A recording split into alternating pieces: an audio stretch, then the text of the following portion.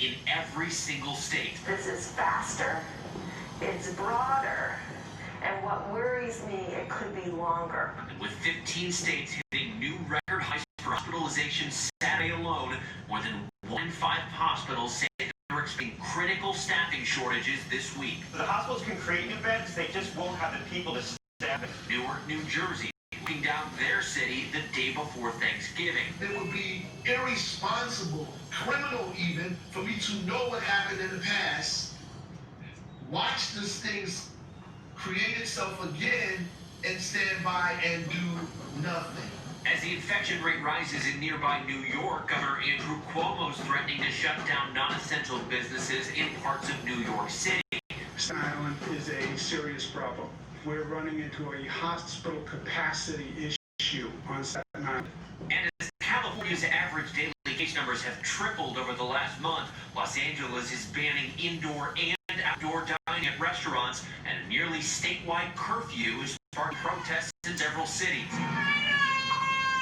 But America's frontline workers say they're already exhausted and fearful of what's to come. We definitely do not want to see Thanksgiving family get-togethers be Christmas family funerals. Iowa nurse Nick Klein pleading for people to consider the consequences of their choices. I had a really Habite. lost a younger patient, so Il travaille, nous travaillons. a little bit thinking about it. And we feel for that nurse and all the nurses out there. Trevor All joins us now from New York. And Trevor, authorities here in New York are cracking down, trying to break up illegal gatherings, but they can't keep up with all of them. Yeah, Tom, the NYPD says early this morning they broke up an illegal club here in Manhattan with 120 people. But there are reports that earlier in the month, a wedding was held in Brooklyn with 7,000 guests. Governor Andrew Cuomo says if that happened, it's a blatant disregard of the law, and he wants a robust investigation. Tom? An ongoing battle we've seen throughout this pandemic. All right, Trevor, thank you. Now to the light at the end of the tunnel, the promise of a vaccine. Tonight, the nation's vaccine czar says the first Americans could get it in just 3 weeks. And in the meantime, a major step forward in treating COVID patients. The FDA greenlighting an antibody treatment from Regeneron that speeds up recovery. Here's ABC's Stephanie Ramos.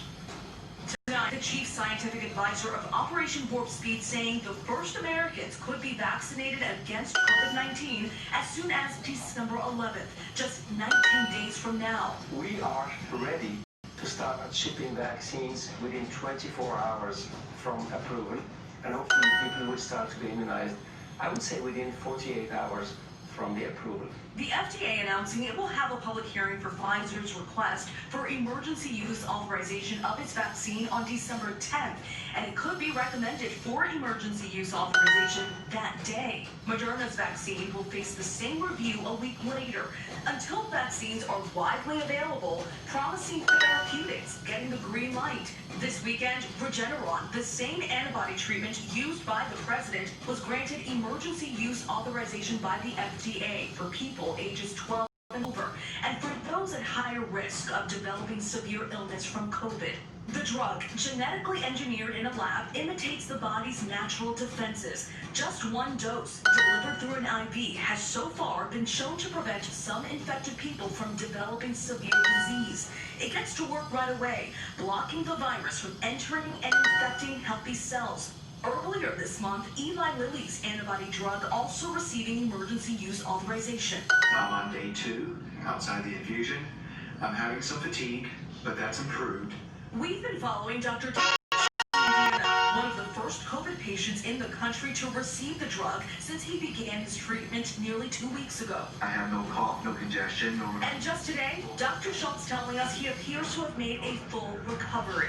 We're very grateful for all those doing research, those who have worked in the vaccine development, and those who are working in our hospitals and around all the clinics around the country.